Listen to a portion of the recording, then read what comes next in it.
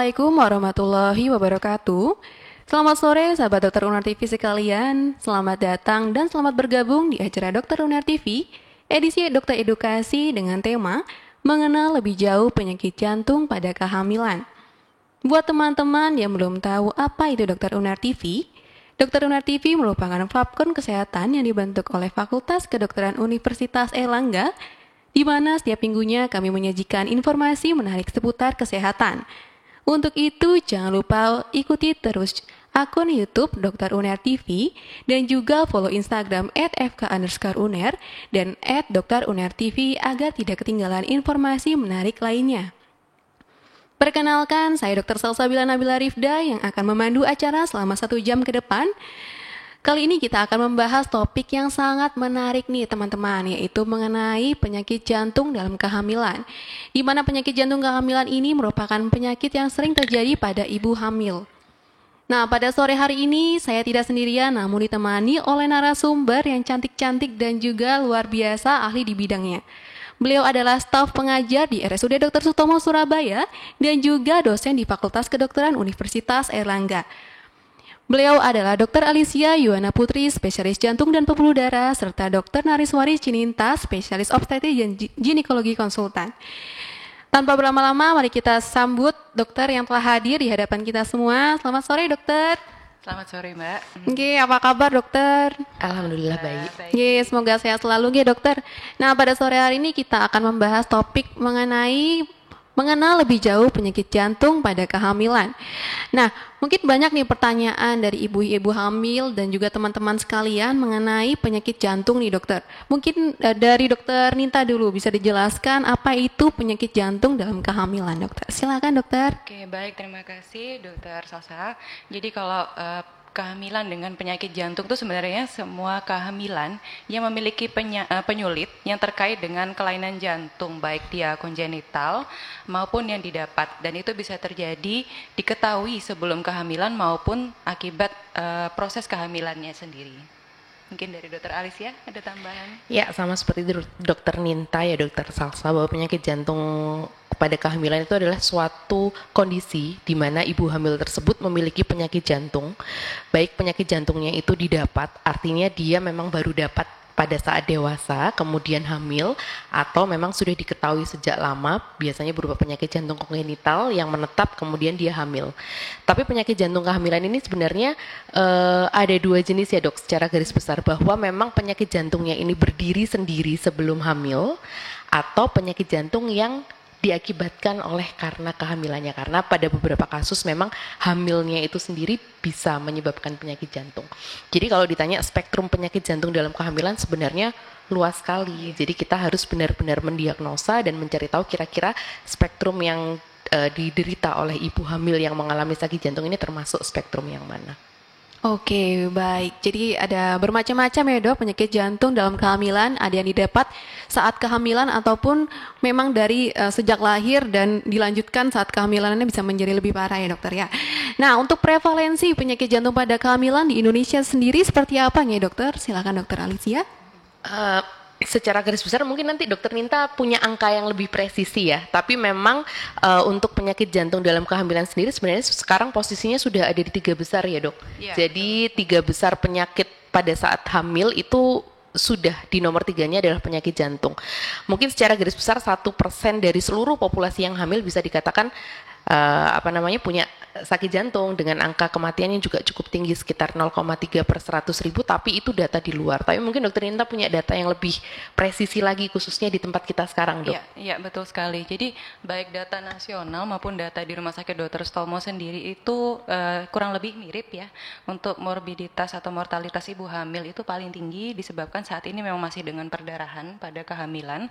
Yang kedua adalah hipertensi pada kehamilan. Yang ketiga diikuti dengan penyakit infeksi atau dengan penyakit jantung. Itu masih seimbang.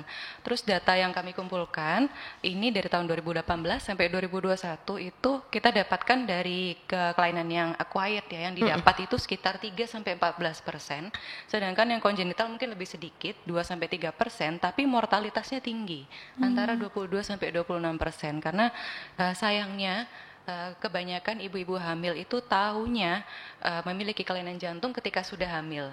dan karena ada keluhan sesak baru akhirnya dirujuk ke rumah sakit kita. Oke, baik. Nah, mungkin berhubungan dengan ibu hamil nih, Dok. Mungkin Dokter Ninta bisa jelaskan terlebih dahulu, mungkin fisiologi ibu hamil kenapa sih sering sesak dan sering terjadi penyakit jantung dalam kehamilan. Silakan, Dokter. Oke, wah ini teorinya harus diulik-ulik ini ya, gitu. Ujian sayangnya. Jadi sebenarnya kalau perubahan secara fisiologis itu sudah dimulai sejak usia kehamilan 12-14 minggu dan puncak-puncaknya itu terjadi pada trimester 3 ya, Dokter, antara 32 sampai 34 minggu. Nah, perubahannya ini memang terkait akibat dari hormon-hormon yang terkait dengan kehamilan, terutama dengan estrogen dan progesteron, dan itu akan mengubah bagaimana sifat dari vaskulatur dari ibu hamil sendiri, sehingga akhirnya terjadi penurunan dari systemic vascular resistance. Jadi penurunan sistem tekanan vaskular di perifer itu menurun, akibatnya nanti akan ada perubahan hemodinamika terutama di jantung dan juga di seluruh tubuh, akhirnya dikompensasi sama ibu hamil nih. Jadi heart rate-nya meningkat, kontraktilitas jantungnya juga meningkat, dan akhirnya diikuti dengan peningkatan cardiac output sebesar 30-50%.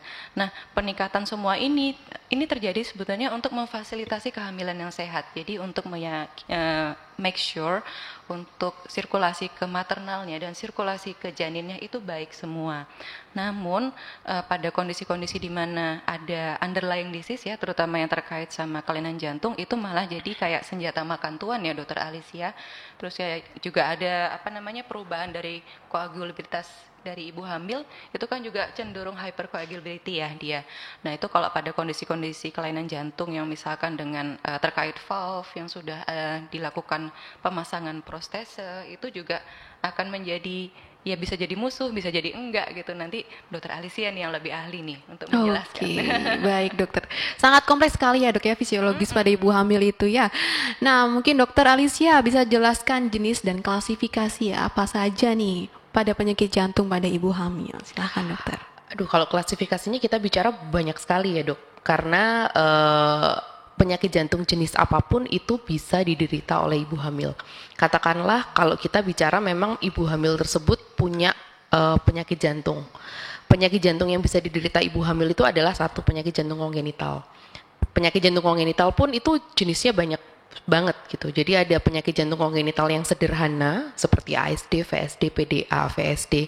Penyakit jantung kongenital yang kompleks, biasanya yang bisa bertahan sampai usia tua, itu yang orang-orang bisa hamil itu adalah contohnya tetralogy of Fallot, TOF. Nah, itu hanya kongenital, belum nanti ibu hamil yang juga penyakit jantung iskemia, contohnya memang dia punya coronary artery disease atau penyempitan di arteri koronernya. Bisa juga penyakit jantung aritmia, artinya seorang ibu hamil ini memang punya gangguan aritmia seperti mulai dari yang sederhana, nggak ada yang sederhana sebenarnya, tapi maksudnya yang seperti AV block derajat 1, bahkan high degree AV block terus dia hamil, itu juga menjadi permasalahan gitu. Jadi kalau kita bicara tentang klasifikasi penyakit jantung pada ibu hamil itu sangat luas. Nah, bayangkan kalau misalnya ibu yang sudah memiliki penyakit jantung sebelum dia hamil, dia harus beradaptasi dengan perubahan fisiologis seperti tadi yang sudah dijelaskan oleh Dokter Cininta. Itu sangat berat untuk ibu hamil itu menjalani kehidupannya sampai 9 bulan dia hamil. Jadi memang ibu hamil dengan penyakit jantung itu harus diawasi dengan ketat, diawasi dengan baik, dan obgyn maupun kardio itu harus bekerja sama dalam perawatan. Itu baru yang ibu hamil sebelumnya punya sakit jantung, belum lagi nanti dia hamil tidak punya masalah apa-apa, tapi nanti di trimester setelah umur kehamilan 20 minggu mulailah keluhan-keluhan penyakit jantung akibat kehamilannya. Contohnya hipertensi dalam kehamilan.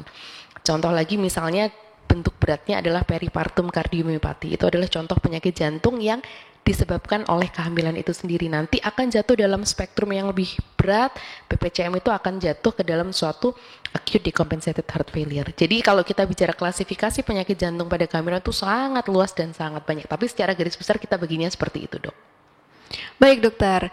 Nah, untuk Dokter Ninta nih, mungkin bisa dijelaskan nih, Dokter, apakah kehamilan dapat memperburuk kondisi ibu yang memang sebelumnya ada penyakit jantung, Dokter? Iya, Betul sekali, karena tadi terkait dengan perubahan fisiologis pada ibu hamil, terutama terkait dengan cardiac output. Jadi kalau pada pasien-pasien yang tadi sudah disebutkan oleh Dokter Alicia, dari awal mungkin dia sudah ada kardiomiopati ya dokter, tentu dengan peningkatan cardiac output itu juga akan mengimpair fungsi jantungnya sendiri, juga malah akan terjadi further hypoxia, dan itu juga ke maternal ada efeknya, ke janin juga ada efeknya. Itu yang harus kita manage, kita identifikasi justru sebelum hamil. Jadi untuk perawatan ibu hamil itu sebenarnya kita tidak memulai pada saat kehamilan ya Dokter Alicia, kita malah merencanakan pada saat prakonsepsi. Itu yang harus sudah ditangani oleh multidisiplin tim dengan tim dari kardiologi dan juga dari obstetrik. Oke, baik dokter. Mungkin untuk mengetahui dokter, apa yang perlu dipersiapkan ibu hamil yang sebelumnya memiliki riwayat penyakit jantung? Apa yang harus dipersiapkan dokter? Oke. Saya jawab dulu, nanti Dokter Alicia. Boleh dok, silakan dok. Baik, jadi kalau dari segi obstetrinya sendiri, kita tentu harus mengetahui ya apa saja sih bagaimana status kelainan jantungnya. Apakah sedang dalam kondisi yang treatable, maksudnya stabil ya, stabil dengan obat-obatan. Apakah ada obat-obatan yang sekiranya kalau dikonsumsi pada saat tidak hamil itu baik, atau pada saat kondisi perikonsepsi, atau pada saat istilah orang awam itu adalah promil, itu akan membahayakan pada embrionya. Itu juga harus kita mulai memikirkan, memilih-milih obat yang baik. Contohnya misalnya kita menggunakan ini kapan switching antara warfarin atau heparin itu tricky, tapi kita juga harus kasih tahu sama pasiennya agar kepatuhannya baik, dan kedua resiko seperti misalkan adanya warfarin embryopati pada janinnya nanti ketika dia belum sempat switch warfarinnya nih, kemudian kadung hamil, nah nanti di kelainan kongenital bayinya, malah akan kasihan lagi sih ibu itu. Jadi harus tahu kondisi basalnya sebelum hamil, harus dilakukan pemeriksaan rutin termasuk dari obstetriknya sendiri. Biasanya kita akan melihat kondisi organ ginekologisnya, kemudian siklus menstruasinya juga bisa kita akan lihat, obat-obatan yang terkait juga akan diatur, dan kemudian kita bekerja sama dengan tim kardiologi untuk bagaimana ini kita sebaiknya apakah stabil untuk dilakukan, boleh dia hamil atau tidak gitu. Mungkin. Baik dokter, berarti melibatkan multidisiplin ilmu ya dokter dalam mempertimbangkan penyakit jantung dalam kehamilan.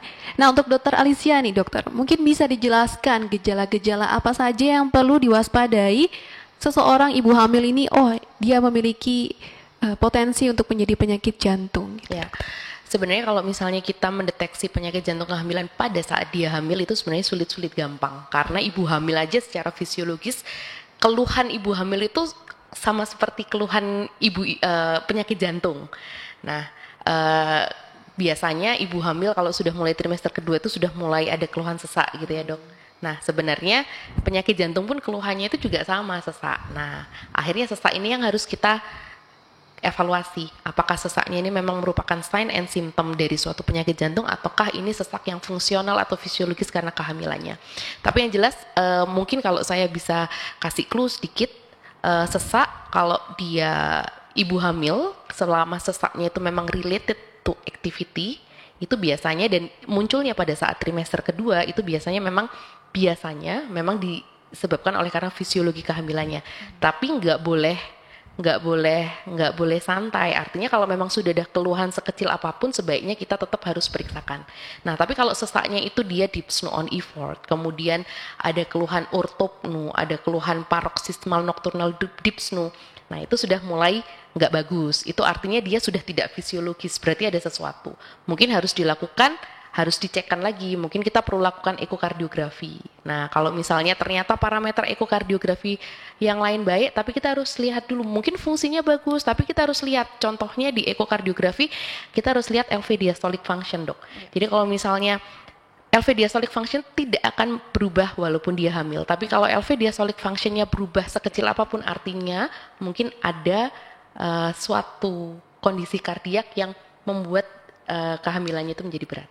Jadi sesak yang pertama ya dok, kalau kita curiga apakah seorang ibu hamil ini punya penyakit jantung sesak, tapi sesak yang tidak hanya terkait aktivitas tapi juga ada keluhan lainnya. Kemudian yang kedua berdebar-debar, walaupun tadi disebutkan oleh dokter Cininta bahwa heart rate pasti akan meningkat pada saat kehamilan, tetapi heart rate yang lebih dari 120 kali per menit, kemudian disertai dengan keluhan-keluhan seperti cardiac output yang turun drastis, misalnya pusing, near syncope, rasa nggak enak, nah itu sudah harus diwaspadai. Jadi bradikardi ataupun takikardi simptomatik itu bisa jadi suatu tanda suatu penyakit jantung pada kehamilan. Mungkin dua itu yang harus dipastikan untuk kemudian nanti kita detailkan lagi penyebabnya apakah benar kardiak atau tidak. Mungkin gitu dokter. Baik dokter, baik. Terima kasih atas jawabannya dokter. Nah, untuk dari dokter Ninta nih dok, biasanya kan ibu hamil sesak dan juga ngos-ngosan ya dok lo jalan. Yeah. Sebenarnya tuh usia berapa yang dianggap wajar untuk mengalami ngos-ngosan pada ibu hamil dokter?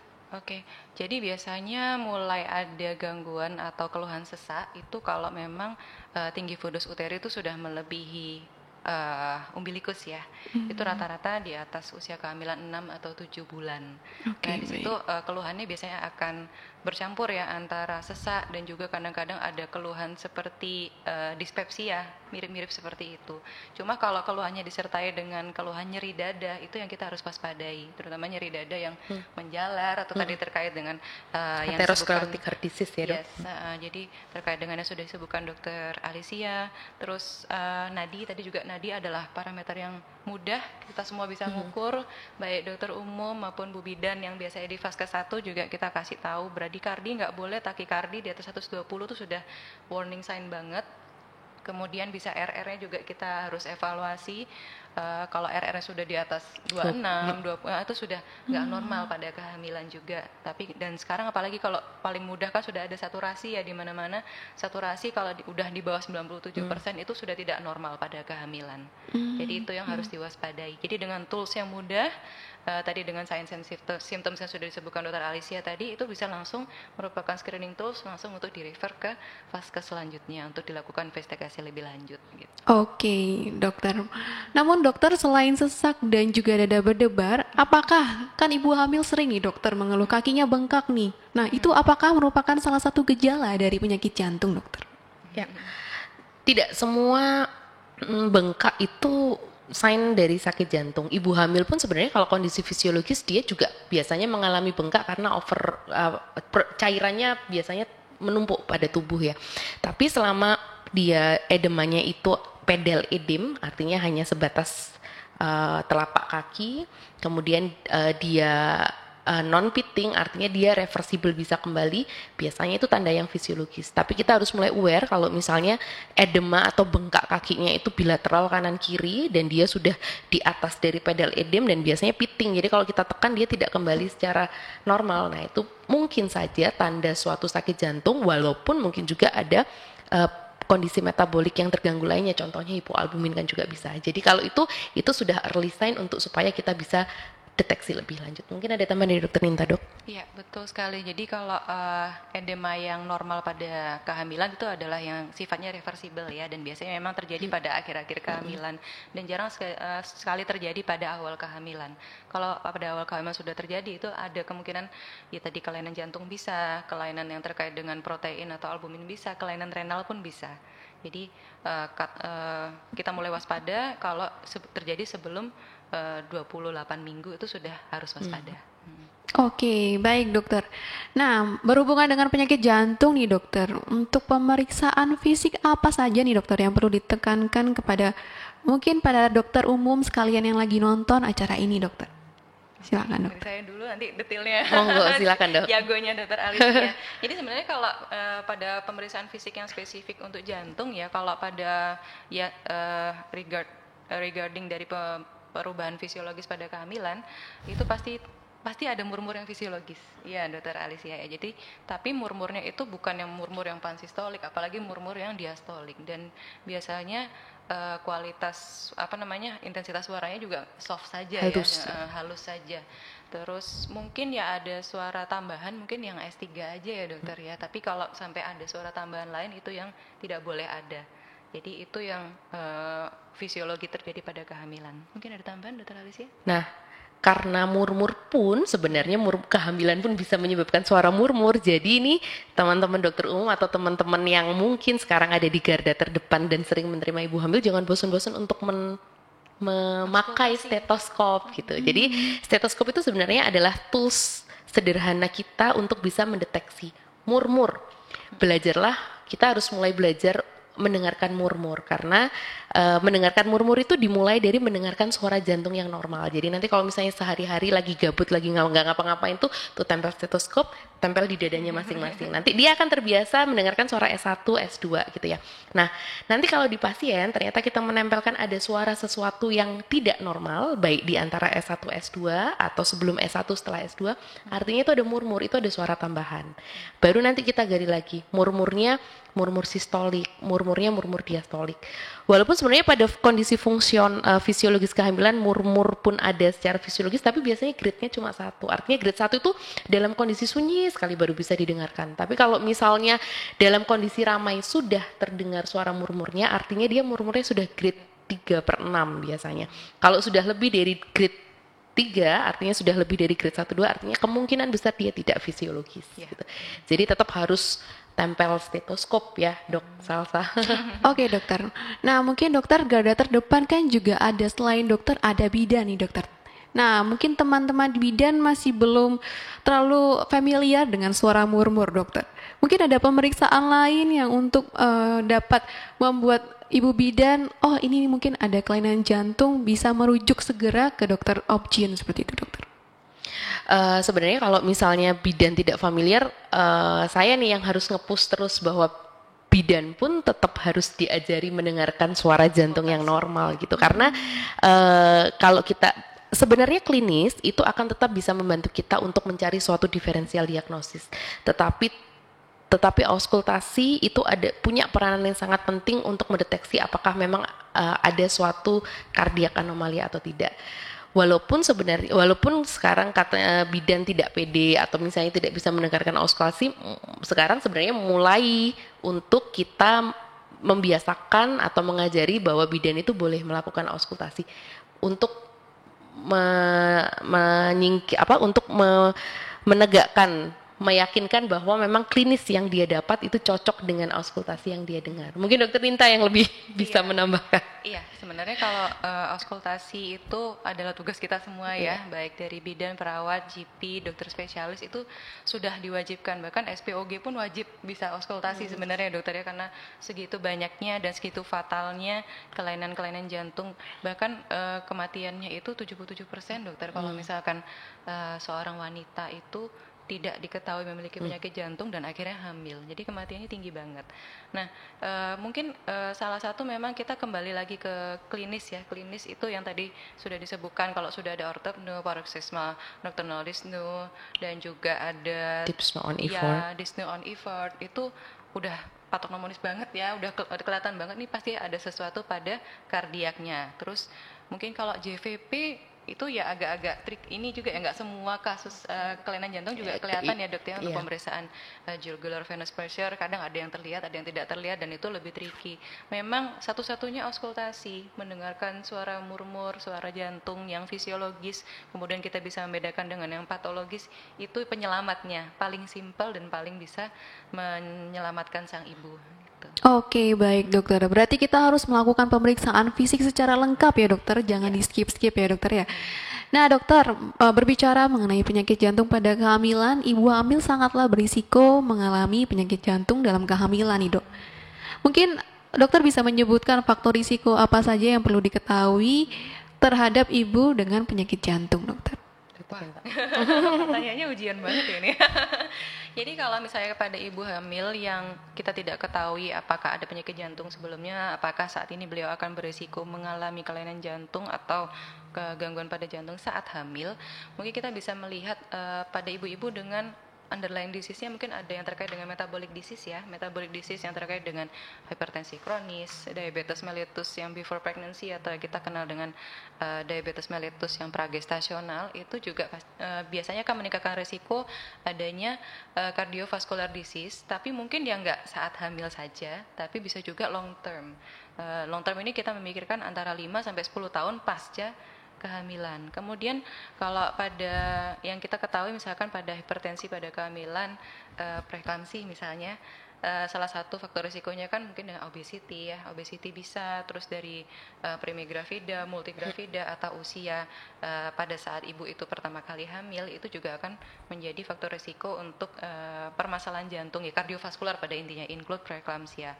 Terus kalau yang mungkin yang tren-tren sekarang ini yang peripartum kardiomiopati ya dok ya, ini masih sebetulnya misteri juga, jadi chance kita untuk investigasi itu masih luas banget. Kalau pada beberapa populasi itu ada yang populasi dari low risk yang nggak ada masalah apa-apa, tiba-tiba dia menjadi peripartum kardiomiopati. Namun setelah diinvestigasi lebih lanjut, ternyata beliau itu memiliki kelainan genetik juga ya, kelainan genetik yang terkait sama ekspresi dari protein yang namanya titin yang nanti terkait sama cardiomyocyte. Itu tidak diketahui, jadi terjadi random sporadik aja. Terus ada juga memang pada beberapa populasi yang pasien tersebut memang ada hipertensi dalam kehamilan terkait dengan preeklamsi, misalkan akhirnya dia menjadi peripartum kardiomiopati, tapi biasanya onsetnya postpartum. Nah, itu bedanya sih trennya. Satu nggak ada resiko, yang kedua ada resiko tapi sama-sama endingnya peripartum kardiomiopati. Jadi tricky juga ya dokter Salsa, tapi yang penting pada beberapa kelainan yang kita bisa cegah, kita bisa memberikan screening dulu dan kemudian memberikan pencegahan awal seperti misalnya kayak pemberian low dose aspirin atau apa untuk pencegahan preeklamsi. Oke, baik. Ternyata banyak sekali ya dokter faktor risiko penyebab penyakit jantung ini ya dokter. Nah, mungkin berbicara mengenai penyakit jantung, kita juga harus tahu nih dokter, apakah dampak yang bakal ditimbulkan terhadap janinnya jika ibu itu mengalami penyakit jantung. Silakan dokter. Janinnya dok. Jadi kalau pada intinya kelainan jantung kan kebanyakan adalah terjadi hipoksia ya dok ya, hipoksia yang kronis. Hipoksia yang kronis itu memiliki dampak macam-macam ya, mulai dari pada saat fase implantasi, trimester 1, 2, dan 3, itu akan memberikan efek yang berbeda-beda. Jadi kalau misalkan pada fase implantasi sudah terjadi kondisi yang kronik hypoxia, kemudian pada uterusnya juga terjadi kondisi uterus yang non-reseptif ya terhadap kehamilan tersebut, bisa berakhir dengan abortus. Jadi seperti itu. Yang kedua misalkan hypoxianya terjadinya lebih late lagi onsetnya. Kemudian sudah terjadi implantasi, jadi pasca implantasi, nah akhirnya fetusnya itu tidak akan grow dengan baik, vaskularisasinya si janin itu tidak akan tumbuh dengan baik, sehingga akhirnya bisa abortus, bisa juga terjadi intrauterine growth restriction. Bisa juga karena vaskulatur dari si ibunya juga sudah impaired, akhirnya terjadi restriksi atau resistensi pada vaskular pada uterusnya si ibu ini juga tinggi ya resistensinya, balik lagi jadi preeklamsi. Itu juga bisa terjadi pada maternal side-nya. Tapi kalau pada janinnya kebanyakan, terutama kalau pasien-pasien yang congenital heart disease, saya perhatikan ASD, VSD dan kawan-kawannya itu biasanya janinnya cenderung ke arah intrauterine growth restriction. Oke, baik. Jadi dampak terhadap janin bisa menyebabkan janin mati terlebih dahulu ataupun menghambat pertumbuhan ya dokter ya. Nah, untuk dokter Alicia nih dokter, apakah penanganan yang dapat dilakukan terhadap ibu dengan penyakit jantung dokter? Iya, penanganan penyakit jantung terhadap kehamilan sih bervariasi, banyak tergantung dari diagnosanya. Contoh kalau misalnya ibu tersebut mengalami suatu hipertensi dalam kehamilan, berarti kita harus kasih antihipertensi, artinya obat-obatan bisa. Kemudian peripartum kardiomiopati, obat-obatan bisa. Tapi memang kita harus memilih obat mana yang aman dikonsumsi pada saat kehamilan, karena kadang beberapa obat itu bisa melewati sawar darah plasenta sehingga bisa membahayakan janin. Jadi biasanya obat-obat yang diberikan pada saat ibu tersebut hamil harus kita lihat dulu mana yang aman, mana yang tidak gitu ya. Kemudian kalau misalnya penyakit jantungnya berupa penyakit jantung mekanik tuh artinya anatomical yang bermasalah. Contohnya ada mitral stenosis gitu ya. Kalau misalnya memang selama hamil mitral stenosis ini menyebabkan keluhan yang cukup signifikan untuk ibu ini berat melanjutkan kehamilannya, maka kalau dia syarat-syaratnya terpenuhi selama kehamilan bisa dilakukan tindakan yang namanya BMV atau PTMC, jadi balon mitral valvulotomy. Kalau misalnya dia pulmonal stenosis gitu, kalau dia pulmonal stenosis dia bisa kalau memang dia signifikan keluhan bisa kita lakukan tata laksana seperti BPV, jadi balon pulmonal valvuloplasti. ASD, VSD, PDA pun selama hamil kalau memang dia suitable for device closure biasanya kita tutup secara transkateter. Walaupun memang sekarang tata laksana bedah itu masih belum bisa dilakukan selama ibu tersebut hamil ya dok. Cuma mungkin nanti dokter Ninta bisa memberikan insight lainnya. Tapi yang jelas kalau memang penanganannya kalau dia diberikan obat ya diberikan obat yang aman untuk kehamilannya. Kalau bisa dilakukan tindakan, kita lakukan tindakan pada saat kehamilan biasanya di trimester kedua. Kalau memang tidak bisa diapa-apakan ya terpaksa kita harus terminasi dulu kehamilannya baru nanti penyakit jantungnya diperbaiki setelah bayinya lahir. Baik, berarti penanganannya sangat beragam ya dokter ya. Mungkin untuk insight dari obstetri mungkin dokter Inta bisa menambahkan ya, Dok. Ya, jadi tadi ada beberapa tindakan sebetulnya kita sudah cukup familiar ya dokter Alicia, kayak PTMC itu sudah beberapa kali mengerjakan mulai dari guru-guru kita juga pada kehamilan ya. Tapi memang disarankan kalau bisa karena tindakan-tindakan tersebut ada beberapa tindakan yang involve paparan dari X-ray ya dokter ya, paparan dari X-ray mungkin kita lakukan pada saat safety range pada janin itu sudah terjadi, yaitu di atas 16 minggu atau 20 minggu, karena sebelum 20 minggu itu proses organogenesis itu terjadi. Jadi paparan terhadap zat apapun, terhadap exposure terhadap radiation itu sebisa mungkin kita minimalkan pada usia-usia kehamilan sebelum 20 minggu. Jadi menunggu organogenesis itu selesai dulu. Tapi after that kalau memang tadi betul kata dokter Alicia, kalau sudah suitable, pasiennya ini sudah memang layak untuk dilakukan tindakan dan itu life saving, ya kenapa tidak dilakukan selama tidak ada harmnya pada ibu dan pada janin itu less daripada benefitnya. Oke, baik dokter. Dokter, saya pernah dengar nih cerita bahwa ibu hamil yang memiliki penyakit jantung ada yang harus memilih, apakah memilih janinnya ataukah harus menterminasi kehamilannya, dokter. Apakah benar seperti itu ya, dok? Kayaknya nggak semua kasus ya, dokter ya. Kita selalu berusaha menyelamatkan dua-duanya biasanya. Oke, baik. Berarti tergantung kondisinya masing-masing ya, dokter? Iya. Kondisi kelainan jantungnya itu terutama. Oke. Untuk penyakit jantung ini sebenarnya bisa dicegah nggak sih, dok? Bisa dong. Jadi kalau misalnya memang dia penyakit jantungnya adalah penyakit jantung didapat, artinya dia tidak terlahir dengan sakit jantung. Jadi ada banyak faktor resiko yang mungkin tidak bisa terkontrol dengan baik sehingga pada akhirnya pasien itu menderita penyakit jantung di dekade usia tertentu. Jadi kalau misalnya untuk penyakit jantung yang didapat, artinya kalau dia punya faktor resiko, ya bisa dicegah dengan cara kita memperbaiki faktor resikonya. Kita tidak membiarkan faktor resiko tersebut tumbuh tidak bagus atau jelek sehingga menyebabkan penyakit jantung itu muncul. Tapi kalau misalnya penyakit jantung kongenital, artinya dia sejak dalam kandungan sudah punya kardiak anatomi yang nggak bagus gitu. Jadi memang anatomi jantungnya sudah nggak bagus gitu ya karena congenital heart disease gitu. Nah kalau dia sudah lahir dengan suatu kondisi congenital heart disease, artinya ya dia tidak bisa dicegah. Tetapi memang faktor resiko untuk terjadinya suatu penyakit jantung kongenital itu seperti apa sih? Misalnya paparan terhadap asap rokok, kemudian yang seperti itu bisa kalau kita hindari kan diharapkan tidak terjadi penyakit jantung kongenital. Tapi kalau yang didapat sangat bisa dicegah. Tapi kalau kongenital ya dengan cara kita menghindari hal-hal yang menyebabkan munculnya penyakit jantung kongenital mungkin bisa dicegah. Tapi sebenarnya kalau dia sudah ada pada saat janin, artinya kalau dia lahir ya biasanya dia lahir dengan penyakit jantung kongenital. Oke, baik. Berarti penyakit jantung ini ada yang dapat dicegah dan juga ada yang tidak dapat ya, dok. Berarti yang tidak dapat dicegah itu hanya untuk agar tidak menjadi lebih buruk saja ya, dokter. Nah, baik dokter. Nah, untuk dokter Ninta nih, dokter.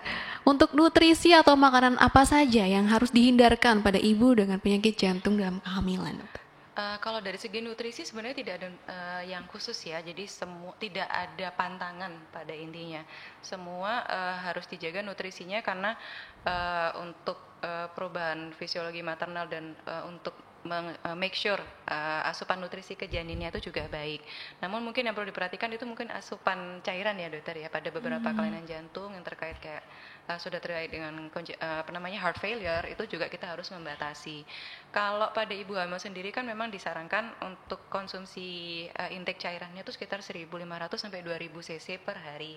Cuma kalau kita lihat juga kalau pada kondisi heart failure bagaimana saturasinya saat itu, apakah ada tanda-tanda acute heart failure, itu yang mulai harus ukur balance cairannya, seperti itu dokter. Oke, berarti tetap harus diwaspadai dan dibatasi jumlah cairan yang dikonsumsi ya dokter? Dan jangan sampai dehidrasi, karena dehidrasi itu juga malah membahayakan ya dokter ya, bisa memicu aritmia juga dan macam-macam ya dok ya. Iya, jadi sebenarnya kebutuhan cairan tubuh itu tetap ibu hamil maupun tidak hamil tuh sama, 30 sampai 50 cc per kilogram berat badan per hari. Artinya kalau berat badannya rata-rata sekitar 40 sampai 50 kilo, artinya dia butuh sekitar 2000 cc per hari.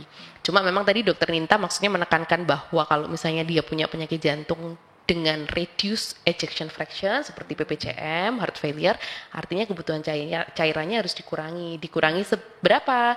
Dikurangi sesuai dengan balance cairannya. Artinya kita buat balance negatif atau balance nol sehingga tidak memperburuk keluhan dari ibu hamil yang mengalami gejala heart failure itu. Oke, berarti tetap harus dipantau terus ya dokter jumlah cairannya ya dokter. Nah dokter, ada pepatah yang mengatakan lebih baik mencegah daripada mengobati nih dok. Ada nggak sih dok screening atau pemeriksaan untuk mendiagnosis lebih awal, lebih dini? Apakah seseorang ibu hamil itu akan memiliki probabilitas terjadi penyakit jantung di kemudian hari? Oke, ini ada dua hal ya dokter Alicia, yang tadi kan kita membagi dengan acquired sama yang congenital ya. Kalau yang acquired tentu nggak ada ciri khas khusus ya, karena semua orang bisa saja memiliki resiko sama yang mendapatkan kelainan tersebut. Tapi kalau yang congenital, kadang-kadang kita bisa melihat individu tersebut itu beda pertumbuhannya. Jadi kalau pada ibu-ibu yang mungkin dengan ASD atau apa, biasanya dia ada kondisi failure to thrive-nya juga.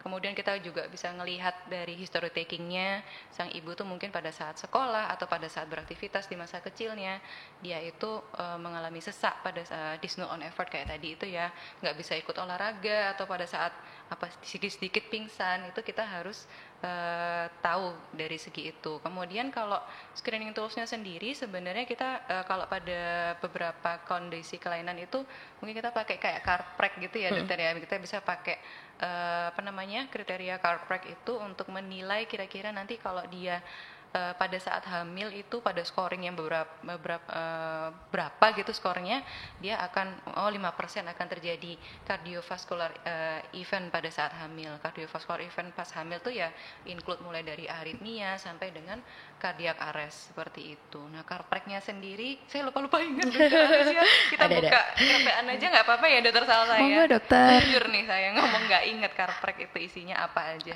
Jadi sambil menunggu dokter Ninta mencari CARPREC itu, jadi sebenarnya bagaimana cara kita melakukan screening apakah ada suatu penyakit jantung atau tidak itu ya awalnya dimulai dari anamnesa yang bagus. Jadi kita harus history taking yang sangat bagus apakah seseorang ini punya sakit jantung atau tidak. Kemudian nanti dilanjutkan dengan pemeriksaan fisik seperti auskultasi. Itu adalah pemeriksaan yang sangat sederhana yang bisa membantu kita untuk men-screening ada atau tidaknya penyakit jantung. Baru kemudian ditambah dengan suatu risk assessment atau kartu scoring yang memudahkan kita untuk melakukan screening apakah ada sakit jantung atau tidak. Kalau di Obgyn biasanya kita pakai CARPREC, skor CARPREC itu. Baru nanti setelah kita benar kecurigaan kita adalah suatu sakit jantung, baru kita lakukan pemeriksaan lebih advance lagi termasuk EKG, ECO gitu. Jadi tetap screening pertamanya seperti. Nah, ini dokter Ninta dapat nih apa ini yang namanya CARPREC study ini. Dapat akhirnya ya. Jadi CARPREC 2 study ya. Jadi yang dipakai yang paling baru itu adalah tools untuk risk assessment kira-kira sang ibu ini kalau hamil dia akan mengalami cardiac vascular event itu berapa persen. Tadi yang cardiovascular event tadi yang tadi aritmia, aritmia sesak dan kemudian sampai ke dengan cardiac arrest. itu ada 9 poin. Yang pertama itu adalah apakah sebelum hamil sudah terjadi cardiac event atau aritmia. Kemudian apakah masuk NIHA 3, klasifikasi NIHA-nya 3, 4 atau didapatkan memang kelihatan cyanosis ibunya itu juga skornya tinggi. Apakah dia terpasang mechanical valve misalnya pada pasien-pasien dengan valve disease. Kemudian apakah ada left-sided valve disease obstruction, jadi yang terkait sama left ventricular outflow tract obstruksi, jadi biasanya harus di echo ya itu ya dokter ya. Kemudian apakah ada pulmonary hypertension, coronary artery disease, aortopati, atau kalau misalkan nggak ada intervensi kardiak sebelumnya baik dengan medical maupun yang surgical itu scoringnya udah scoring 1, jadi di faktor risiko juga. Dan kalau misalnya sudah hamil dan dia datang itu juga faktor risiko 1. Jadi sama kayak kita kartu skor Puji Rohyati, orang hamil sendiri itu sudah merupakan suatu resiko dan sudah punya skor 2. Nah kalau late pregnancy assessment pada Karprek ini juga sudah dihitung suatu faktor risiko dengan scoringnya 1, dengan nilai jika kita dapatkan nilainya itu lebih dari 4 dari skor tersebut, maka more likely wanita tersebut sekitar 41% akan mengalami cardiovascular event pada saat kehamilan. Jadi di situ kita bisa memberikan risk assessment dan kita memberikan counseling kepada sang pasien dan keluarganya. Oke, baik. Berarti scoring ini sangat membantu ya dokter dalam menegakkan penyakit jantung dalam kehamilan ya dokter. Karprek, browsing, karprek. Oke, siap dokter. Nah dokter, mungkin banyak yang bertanya nih dokter. Jika ibu hamil pada kehamilan pertama sudah mengalami penyakit jantung, apakah dapat dipastikan kehamilan selanjutnya akan mengalami penyakit jantung juga dok? Itu tergantung lagi dari jenis penyakitnya gitu. Artinya contohnya kita ambil contoh hipertensi dalam kehamilan. Hipertensi dalam kehamilan itu dia munculnya pada saat usia kehamilan itu 20 minggu, di atas 20 minggu, di mana sebelum 20 minggu dia tidak punya hipertensi. Nah, biasanya seperti ini, walaupun di kehamilan pertama dia punya hipertensi, belum tentu loh di kehamilan kedua itu dia juga punya hipertensi, walaupun resikonya ada. Gitu. Tapi ini berbeda kalau misalnya dia sudah punya hipertensi sebelum kehamilan, gitu, hipertensi kronis. Mungkin nanti di kehamilan berapapun kalau dia sudah punya hipertensi kronis, artinya dia mungkin saja jatuh dalam suatu kondisi hipertensi dalam kehamilan. Kemudian PPCM, peripartum kardiomyopati ini dikatakan bahwa kalau PPCM ini left ventricle EF-nya kurang dari 30%, dia irreversible. Artinya dia nggak bisa kembali lagi punya EF yang normal. Jadi kalau sudah seperti ini, apakah kehamilan berikutnya dia akan jatuh sakit? Ya jelas, EF-nya aja tetap segitu. Jadi di kehamilan berikutnya dia pasti tetap akan sakit gitu. Tapi dikatakan bahwa kalau misalnya EF-nya di atas 30 atau di atas 45%, dia punya kemungkinan untuk reversible. Artinya dia kembali sehat. Tapi di kehamilan berikutnya belum tentu dia sehat, tapi belum tentu juga bisa sakit. Artinya yang seperti itu bisa jadi faktor resiko untuk penyakit jantung di kehamilan yang berikutnya. Kalau dia suatu mechanical problem, mitral stenosis, mitral regurgitasi, ASD, VSD, selama dia belum terkoreksi, ya dia akan tetap hamil dengan kondisi seperti itu, dan itu akan punya resiko berbahaya untuk maternal mortality-nya lebih tinggi juga. Tapi kalau misalnya mechanical problem ini sudah teratasi pada saat sebelum kehamilan tersebut dimulai, artinya MS-nya dioperasi, mitral regurgitasinya di repair, ASD-nya ditutup, ya berarti untuk kehamilan berikutnya dia sudah sama seperti orang normal dan nggak masalah untuk kehamilannya, kecuali dia harus pakai antikoagulan, karena kalau kita pakai katup mekanik, seorang ibu itu kan harus minum antikoagulan. Nah, walaupun dia statusnya sudah sembuh dan bisa hamil lagi, tetapi ada beberapa hal yang harus kita perhatikan apabila dia hamil berikutnya gitu. Oke, berarti hal ini tergantung pada kondisi basal ibu itu sendiri ya dokter. Nah baik nih, ada pertanyaan buat dokter Ninta nih dok. Nah kalau misalkan ibu hamil itu memiliki penyakit jantung dok, apakah anak yang dilahirkan ini berpotensi memiliki penyakit jantung di kemudian harinya, dokter? Oke.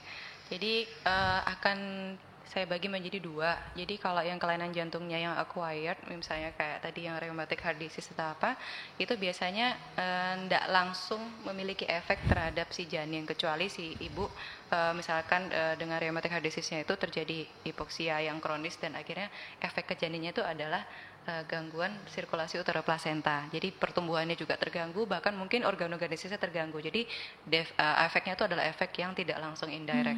Tapi kalau pada ibu-ibu yang dengan kelainan kongenital itu memang memiliki resiko 25% lebih tinggi untuk si janin juga mengalami kelainan yang sama. Karena ternyata dari beberapa investigasi itu memang kayak ASD atau VSD itu sendiri itu juga ada terkait dengan genetik predisposition ya. Jadi makanya kalau misalkan kita mendapatkan seorang pasien calon ibu ini, oh saya ini dengan ASD, VSD atau dan kawan-kawan tuh, kita juga harus nanya apakah dari relatifnya jenengan ya, jadi first degree relatif maupun yang second degree itu juga memiliki hal yang sama, juga mengalami kelainan jantung yang kurang lebih sama lah, nggak harus yang sama-sama persis. Apalagi kalau sang ibu ini kelainan jantungnya ini termasuk suatu sindrom. Misalkan ini kita mendapatkan pasien dengan sindroma Down, terus juga ada kelainan jantung dan beliau ingin punya anak. Nah itu akan lebih tinggi lagi resikonya, dia akan memiliki anak yang dengan kelainan jantung yang sama. Itu lebih tinggi dibandingkan kalau yang kelainan jantungnya bukan sindromik, gitu, bukan terkait dengan suatu sindrom.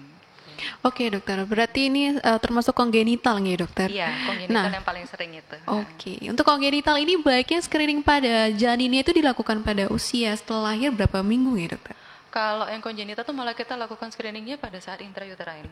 Jadi kita bisa melakukan ekokardiografi pada fetus, itu kalau yang dengan advance sonografer itu bahkan mulai dari 10 minggu dok, 10 minggu, 13 minggu, tapi memang dengan transvaginal sonografi. Tapi yang direkomendasikan memang pada saat usia kehamilan 18 sampai 24 itu waktu-waktu yang paling optimal, 18 sampai 24 minggu maksud saya, waktu yang paling optimal untuk kita melakukan evaluasi ekokardiografi pada janin. Kemudian tetap kita follow up walaupun sampai ATRM sekalipun, dan nanti kita komunikasikan kepada teman sejawat kardiopediatri itu nanti untuk mengakses ulang, karena apapun itu ekokardiografi yang langsung pada pasien itu pasti lebih baik, pitfallnya itu akan jauh lebih berkurang dibandingkan kalau kita melakukan fetal ekokardiografi pada saat intrauterine gitu. Oke, baik dokter. Nah untuk pertanyaan buat dokter Alicia nih dokter, apakah ibu hamil dengan penyakit jantung tuh bisa sembuh total dok? Saya jawabnya tergantung penyakitnya.